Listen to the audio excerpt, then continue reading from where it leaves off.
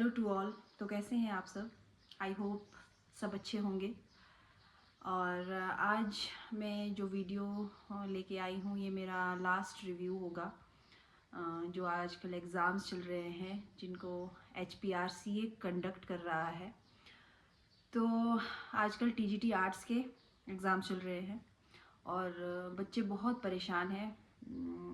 जो भी मुझे मिल रहे हैं मेरे नॉन में आर्ट्स के जिनका एग्ज़ाम हो चुका है वो काफ़ी परेशान हैं एग्ज़ाम देने के बाद कि जिस हिसाब से हमने सोचा था उस हिसाब से क्वेश्चंस नहीं आए। हालांकि हमारे साथ ये पहले हो चुका है नॉन मेडिकल और मेडिकल वालों के साथ। तो हमें पता था कुछ ना कुछ चेंजेस आर्ट्स वालों के पैटर्न में भी होंगे। जैसा कि देखने को मिला कि उनके जो जैसा हमारे साथ हुआ इकोनॉमिक्स और पब्लिक एड सोशियोलॉजी जो इनके क्वेश्चंस थे वो उनका वेटेज ज़्यादा था और हिंदी इंग्लिश हिस्ट्री ज्योग्राफी उनका वेटेज थोड़ा कम था। तो ये बहस सोशल मीडिया पे आजकल छिड़ी हुई है कि HPRCA के एग्ज़ाम ऐसे हैं वैसे हैं। और हम भी इन सोशल मीडिया में कुछ ना कुछ देख रहे थे, सुन रहे थे, डाल रहे थे। तो हम भी थोड़े डिसअपॉइंट थे। तो सबसे पहले और मेजर डिसअपॉइंटमेंट हमारे साथ ये हुआ कि सिलेबस चेंज हो गया। और ना चाहते हुए भी हमने वो भी एक्सेप्ट कर लिया, चलिए सिलेबस चेंज हो गया कि दे देंगे एग्ज़ाम, 1-1.5 महीने के अंदर हमारा सिलेबस चेंज हो गया। तो उसके बाद वो भी एक्सेप्ट कर लिया। फिर उन्होंने पेपर पैटर्न ऐसा डाल दिया कि उससे बच्चे और कंफ्यूज हो गए। सबसे पहले तो रैंडमली क्वेश्चंस डाल दिए, कोई सेक्शन वाइज नहीं है क्वेश्चंस। पहले हिंदी का, फिर डाल दिया है फिजिक्स का, फिर डाल दिया है इंग्लिश का, फिर डाल दिया है रीजनिंग का। तो वो भी है, पैटर्न चेंज कर दिया। और तीसरा ये हो गया कि आपका वेटेज कुछ सब्जेक्ट्स का ज़्यादा है, कुछ सब्जेक्ट का कम है। अब हमारे वहाँ केमिस्ट्री का वेटेज ज़्यादा था और आर्ट्स वालों के आपका सोशियोलॉजी पब्लिक एड और इकोनॉमिक्स का वेटेज ज़्यादा है। और HPGK जो कि हिमाचल में अगर एग्ज़ाम्स हो रहे हैं HPGK का थोड़ा वेटेज होना चाहिए कि कुछ थोड़े क्वेश्चन ज़्यादा हो, लेकिन वो भी सिर्फ 3-4 या 5 क्वेश्चन आ रहे हैं।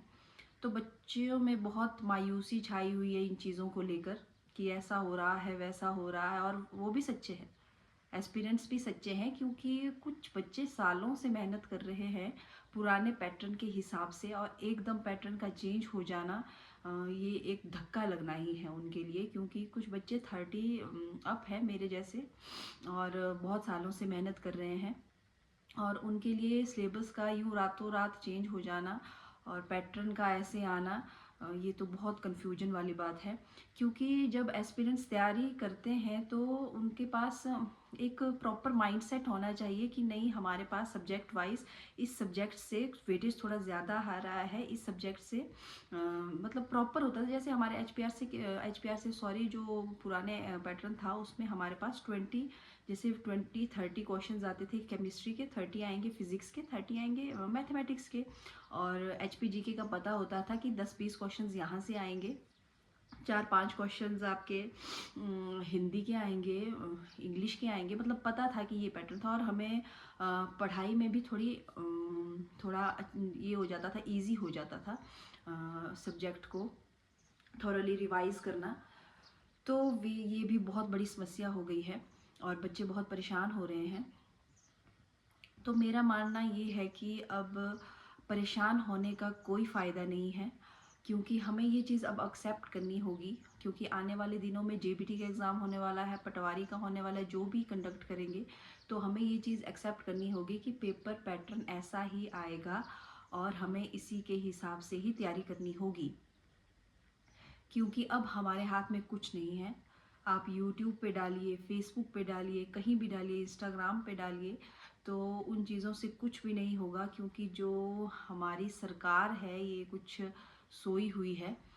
और अगर एफर्ट्स लगाने थे तो हमको थोड़ा पहले लगाने चाहिए थे कि हमारा सिलेबस, वैसे बच्चे गए थे सिलेबस चेंज करने के लिए, लेकिन वो नहीं माने और उन्होंने कहा कि आपका जो भी एग्ज़ाम आएगा वो इसी सिलेबस के अकॉर्डिंग आएगा।